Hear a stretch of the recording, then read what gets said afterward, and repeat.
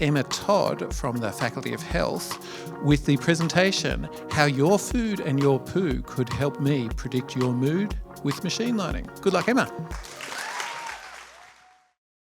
What could possibly connect food, poo, magazine quizzes, and mental health? Well, I want to use your food and your poo to predict your mood. I'm doing this using machine learning, where computers take lots of data, look for patterns, and generate prediction rules. Personally, I like to think of the kinds of algorithms that I use as being similar to highly specialized magazine quizzes. Not sure if you used to look at teen magazines to find out who your ideal book boyfriend is, but they essentially take you down a branching flowchart to a final decision. My models are like that. They ask the data about things like your age, gender, the kinds of food you eat, and the types of tiny organisms in your poo to give a final answer of whether you're at risk for depression. Except instead of just doing one magazine quiz, they pool hundreds of them for a more robust result. We're becoming increasingly aware of how important the food you eat is for your mental health. Studies show that good diet quality can be used to treat depression, while poor diet quality puts you at increased risk.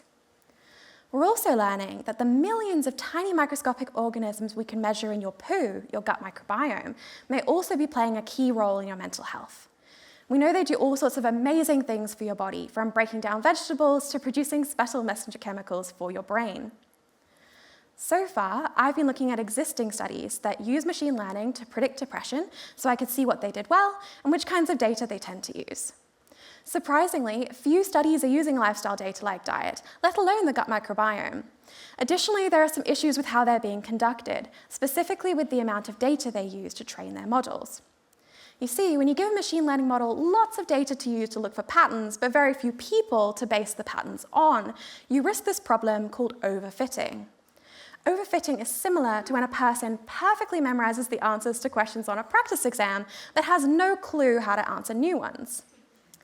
To prevent this issue, I need to be careful with the amount of data I give my models. So I've been looking at different ways of representing the gut microbiome, such as grouping which organisms are there and what they're able to do.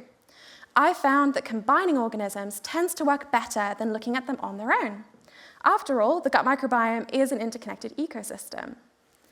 The next step will be for me to take all that I've learned and generate my own models and make them publicly available for validation and use. As one of the millions worldwide who've had their lives impacted by depression from time to time, I'm really excited that my work will form the basis of a risk assessment tool that your GP could use as part of your regular checkup to see when you're at risk of developing depression and help you to correct course. So in the future, with the help of your food, your poo, and my specialized magazine quizzes, I will be able to predict your mood.